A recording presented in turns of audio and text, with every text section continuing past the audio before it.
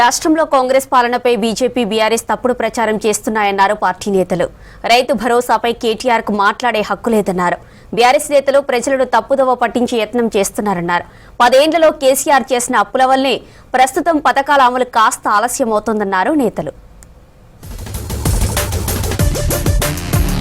దేశం మొత్తం ఒకేసారి ఎన్నికలు ఎలా సాధ్యమని ప్రశ్నించారు రాజ్యసభ సభ్యురాలు రేణుకా చౌదరి. రాహుల్ పై బీజేపీ తప్పుడు ప్రచారాన్ని ఖండిస్తున్నారని చెప్పారు. తమది మాటల ప్రభుత్వం కాదని చేతల ప్రభుత్వమని చెప్పారు రేణుకా చౌదరి. రైతు భరోసా అడిగే కేటీఆర్ కు ప్రజా భరోసా లేదన్నారు.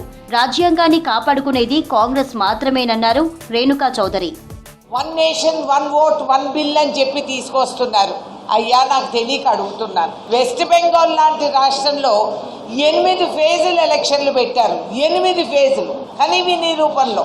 ఒక రాష్ట్రంలో మీరు ఒక పూట ఎలక్షన్లు నడపలేని వాళ్ళు దేశవ్యాప్తంగా ఒకటే రోజు ఎలక్షన్లు నడపగలుగుతారా?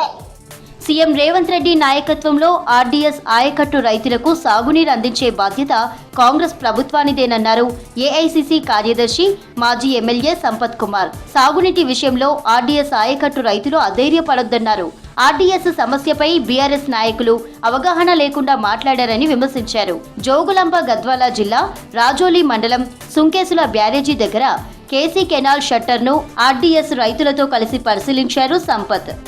ఇక్కడ స్థానికంగా ఉన్నటువంటి కొంతమంది ఆర్డీఎస్ మీద అవగాహన లేని వాళ్ళు తొందరపాటుగా మిడిమిడి జ్ఞానంతో ఏదో ఫోటోలో పోజులు చేయాలని చెప్పి వచ్చి రైతుల లోపల ఆందోళన, అనేక అనుమానాలను, అపోహలను కల్పించడం జరిగింది.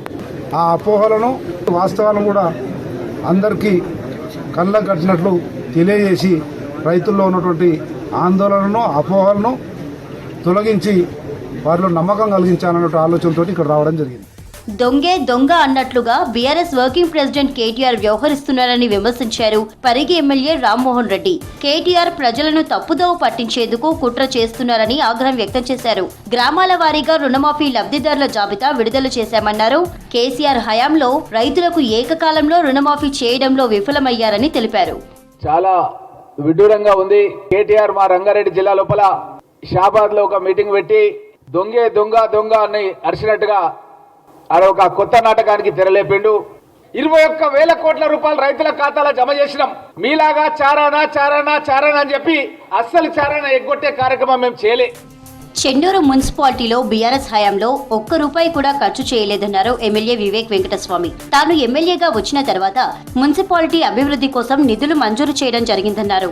మరిన్ని నిధులు మంజూరు చేసి చెన్నూరు రూపురేఖలు మారుస్తామన్నారు వివేక్. రేషన్ కార్డు లిస్టుల్లో పేరు రాలేదని ఎవరూ ఆందోళన చెందవద్దన్నారు. అర్హులైన వారికి రేషన్ కార్డులు అందజేస్తామన్నారు.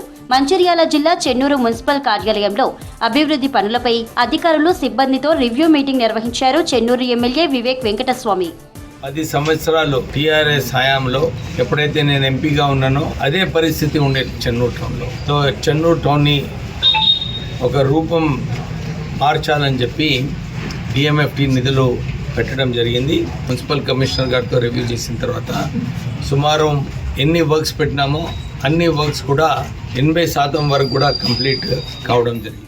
గత 10 ఏళ్ల కాలంలో ప్రజా అభివృద్ధిని బీఆర్ఎస్ పట్టించుకోలేదన్నారు కాంగ్రెస్ నేతలు. ప్రభుత్వ పథకాలను పూర్తిగా నిర్లక్ష్యం చేశారన్నారు.